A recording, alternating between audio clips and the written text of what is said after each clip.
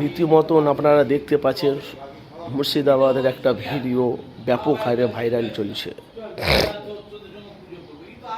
আপনারা জানেন, মানুষের কাছে আমি বাস্তবটা তুলে ধরি।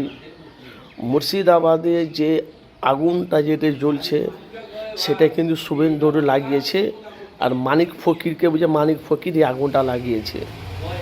সে জুতো চপ্পল দেখাচ্ছে শুভেন্দুর বসুকে, এই বিজেপির নেতাকে।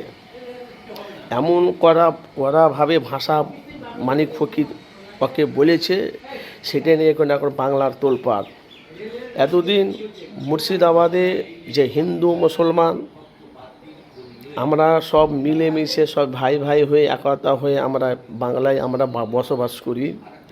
এই ওয়াকফ বিলটাকে পাস করেছে মোদী সরকার আর রায় দিয়েছে কেন্দ্র সরকার। সেই নিয়ে এখন বাংলাতে তোলপাড়। সোশ্যাল মিডিয়ায় দেখতে পাচ্ছি বেশিরভাগ এখন দাঙ্গা লেগেছে, বেশিরভাগ মুর্শিদাবাদে। তারা বলছে আমরা হিন্দু মুসলমান আমরা মিলেমিশে আছি। তারা রাতে এসে ঘরে বম মারছে, ঘরের ভিতরে অন্ধকারে তারা গুলি ফায়ার করছে। কিন্তু আমাদের হিন্দু মুসলমান এরা করে না, সব যা করছে বিজেপির সেনাবাহিনীরা।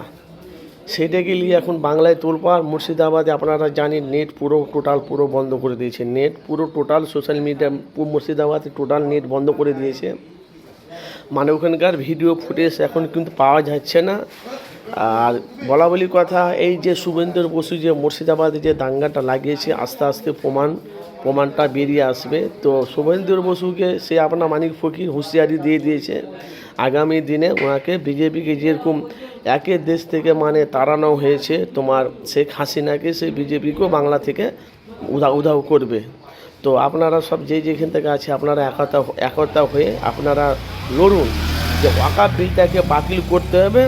আর প্লাস এই যে মোদি যে বাংলাতে যে এই যে ওয়াকফ বিলটা মসজিদ মাদ্রাসা সেগুলো সব নিয়ে নিবে বলে একটা মুসলমানের হিন্দুর সাথে দাঙ্গা যে লাগার চেষ্টা করছে। কিন্তু আপনারা এদের ফাঁদে আপনারা পড়বেন না। সে শুভেন্দুরকে জুতো দেখাচ্ছে কে, মানিক ফকির। শুভেন্দুর বসে বলছে মানিক ফকির তোমার দাঙ্গাটা লাগিয়েছে এতে মুর্শিদাবাদে, কিন্তু মেন মূল্য হলো শুভেন্দুর বসে দাঙ্গাটা লাগিয়েছে।